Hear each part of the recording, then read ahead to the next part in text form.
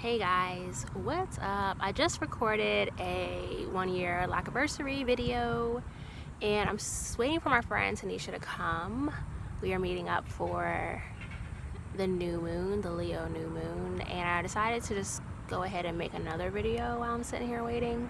Just to talk to you guys, because I haven't talked to you guys in a long time. A lot has gone on.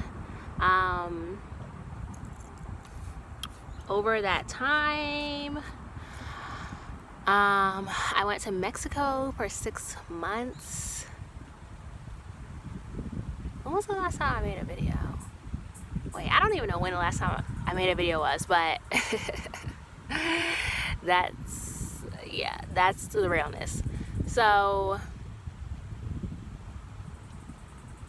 a lot of things happen. I don't know when the last time I made a video, but over the past year and a half, because it might have been that long, we launched Black Minimalists May 1st, 2017. We did celebrate our 1-year anniversary, May 1st, 2018.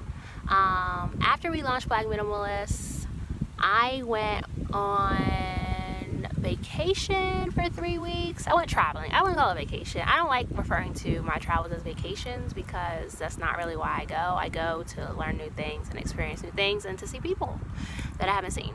So I went traveling for 3 weeks, and you have seen those videos. I did upload my travel videos from Seattle, Sacramento, and Mexico.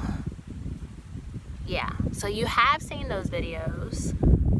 I went to Seattle to visit my friend Silva. I went to Sacramento to visit my friends Sean and Pastavia, who are also Black Minimalists.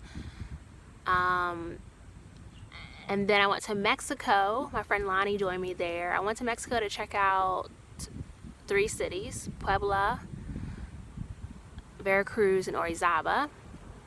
I was checking out those cities because I was planning to live in Mexico, and I ended up choosing to live in Orizaba. So in October of 2017, I moved to Mexico, and I was there for 6 months. I came back in April of 2018, and I've been back in the States since then. I'm here indefinitely. I don't know where my next move is. I know that I will live abroad again sometime, probably in the near future, but right now I just feel like I'm being called to stay in the US and handle my business. But yeah, I came back in April. I was planning to come back in April anyway, just because in Mexico you have a 6-month tourist visa, so you have to leave the country at 6 months, and then you can re-enter with a new 6-month visa. So my plan was to come back to the US for a few months, just to renew my visa and to work to make some more money for a couple months, and then I was going to go back to Mexico. However, the last few months, I think in February, we found out that my grandfather had 6 months to live, and then in March they were like he probably only has a month to live.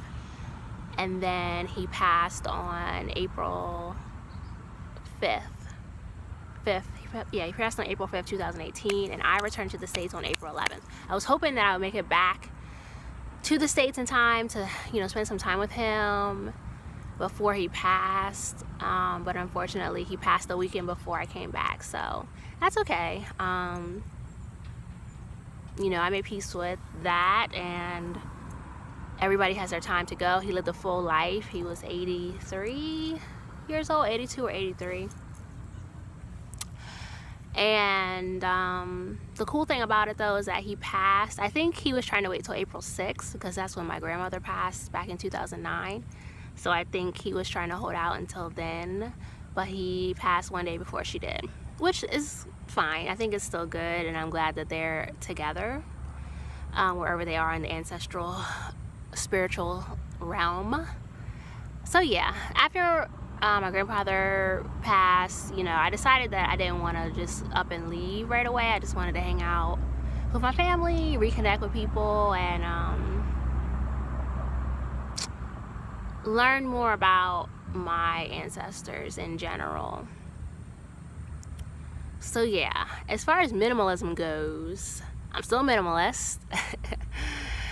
And I was definitely challenged in my minimalism when I went to Mexico. So for the past 5 years, I had been living with my mom. When I first started my minimalist journey, I left the DMV region, and I gave up my apartment. I ended up quitting my job a few months later, and it went on this whole journey of discovery. And sorry, I got a text message coming in. Went on this whole journey of discovering myself. I started coaching. I traveled to Mexico for the first time by myself for 3 weeks. I backpacked. Really wanted to take time to figure out who I was and what I wanted out of life, and that coincided with this minimalist journey. So yeah, for almost 5 years, I've been living with my mom. So when I moved to Mexico, I was able to stay with a friend that I met online who was living there in Orizaba. I stayed with her for a month, and then I found my own place. I actually lived in a house, a 3-bedroom house. Why? I was a little anxious to get into my own space to feel comfortable. So, and the house was in the neighborhood of my friends, and it's close to the school that I worked at. So another one of my friends who are from Orizaba, she owns an English language school, her and her husband, and I worked for them as an English teacher. And the neighborhood is, a 10-15 minute walk from there. So I took the house. It was available. I had been searching already for a few weeks, and it was almost getting to a month. It was almost exactly a month later when I moved in. But yes, I was getting anxious about being in my own place, so I took the house, and I don't regret it. I mean, it was my house, but it was too much house. So the whole house situation, trying to furnish the house, and just the cold ass winter that we had, and houses in Mexico, well, in Orizaba, this place, they're made out of cement. They don't have central heating and air. So, being that I lived in this 3-bedroom house, 2 stories, by myself, and I didn't fully furnish the house. I only furnished the areas that I really use, so the kitchen, my bedroom, the living room, and the bathroom. The house was very empty, so it was even more cold. Sometimes I swear that it was colder in my house than when it was when I walked outside. So, and the cold winter in Orizaba this past winter is unusual. Apparently, this cold spell that we were under this winter, it hasn't been that way in, years, almost a decade since they had a cold spell like that. So it's just unfortunate that I was there during this cold spell. So yeah, that was very challenging. I also experienced depression while I was in Mexico. I think just because, one, the house situation, the cold, also just trying to adjust to a new way of living, trying to get to know these people, because I met them when I went there back in the summer, but I didn't know them, even though they're my friends. I still had to get to know them, getting to know, Orizaba and the area. So it was a lot. So I experienced depression for, a few months, but that depression was helpful, if that makes sense. And it wasn't I wasn't, clinically diagnosed as being depressed. I know my moods and cycles, and I have felt, I've had periods of time in my life where I know I have experienced a depression. Maybe it's a mild form of depression, but it's depression. It's not just sadness.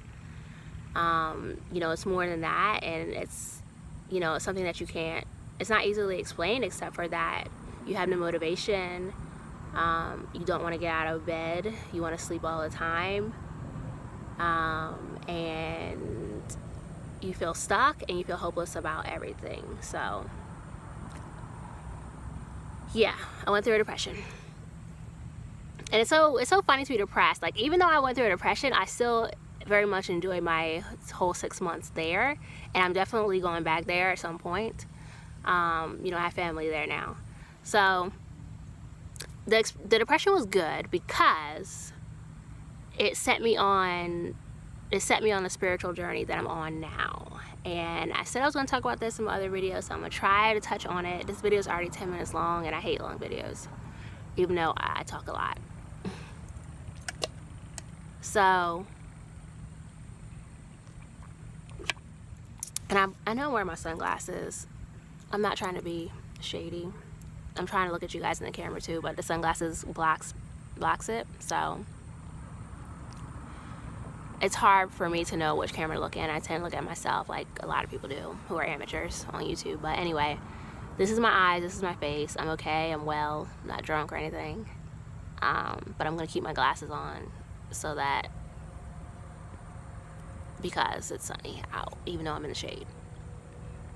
All right, so it set me on a spiritual journey. My friend Reikia, she was studying to become a Reiki level 1 practitioner at the time, and she was a great help to me throughout my depression, throughout the whole time I was there, but definitely during my depression time, she was a great help. And you know, we were learning about, you know, things together, but her Reiki studies definitely helped me, and she got me into crystals more. I purchased a few crystals. Shout out to my friend Silver from Seattle, who is one of my woo-woo friends. She's a tarot reader, and she is the one that sort of introduced me to crystals. And I purchased my first crystals while I was in Seattle with her back June of 2017. But in Mexico, there's a lot more crystals. So, and Reikia had a ton of crystals and things. So there was a indigenous market in Orizaba where they would sell their crafts and things, and there was like, you know, 5-6 stone crystal sellers. So I was able to you know, purchase a lot more stones while I was there in Mexico. So I started learning about crystals, healing with crystals, and what each crystal symbolizes, how to use them, you know, cleanse them, charge them, activate them. I learned about that, and also started learning about like the phases of the moon and how that affects us as living beings.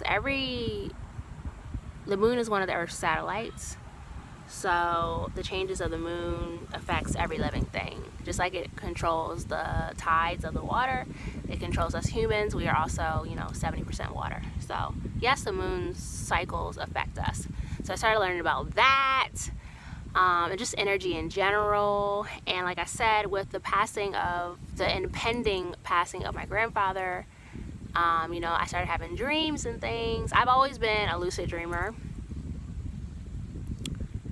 but they started becoming more intense. I've also have experienced sleep paralysis. The first time I actually experienced sleep paralysis was the first time I came to Mexico. And I experienced it again for the second time in my life while being in Mexico during that time period. And then since I've been home, you know, I've experienced it at least once more. So sleep paralysis, lucid dreaming, and learning more about my ancestors and my connection to them on a spiritual level.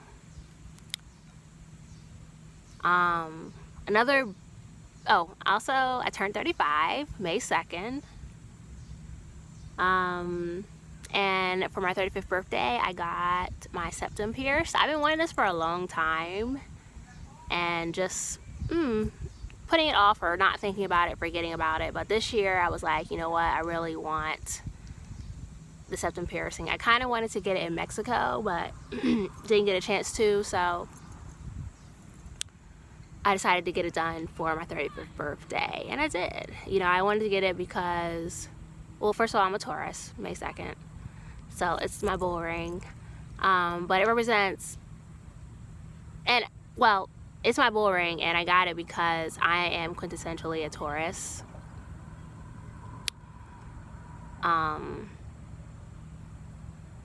I can be stubborn. I'm chill, I like to frolic in the grass, I like to eat grass and vegetables. I have a plant-based diet for the most part. But there are certain things that set me off, and I have a temper. And I'm also stubborn about certain things. I can be stubborn in a good way and stubborn in a bad way, which will be bullheaded. But when I get a dream or a goal or something in my mind, and I make my mind up, I'm stubborn about it in the good way, in that I want to see it through to the end, and I keep working on it.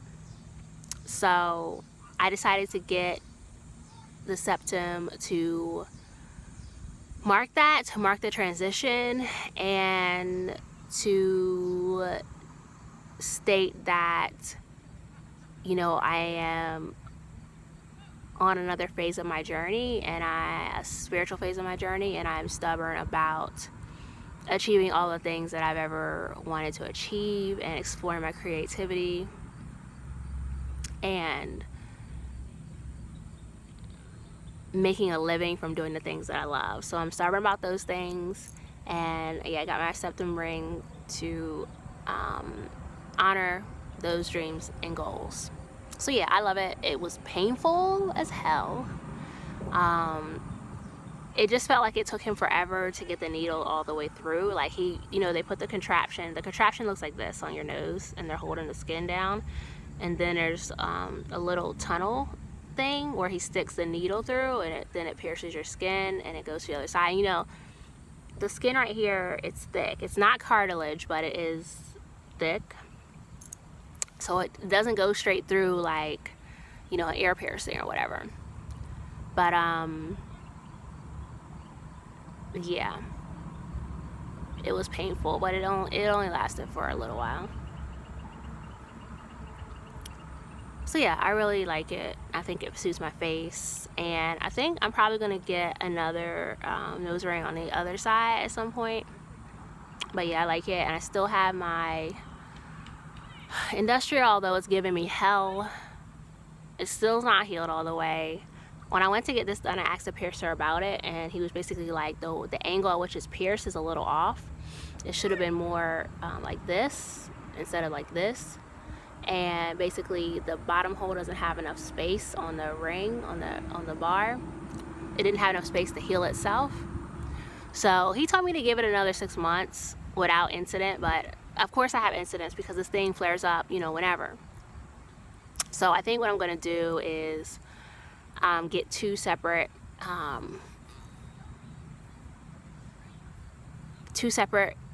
earrings for these holes, and finally let the bottom hole just heal up on its own. So eventually I'll do that. But yeah, what else? Okay, so damn, we're at 18 minutes.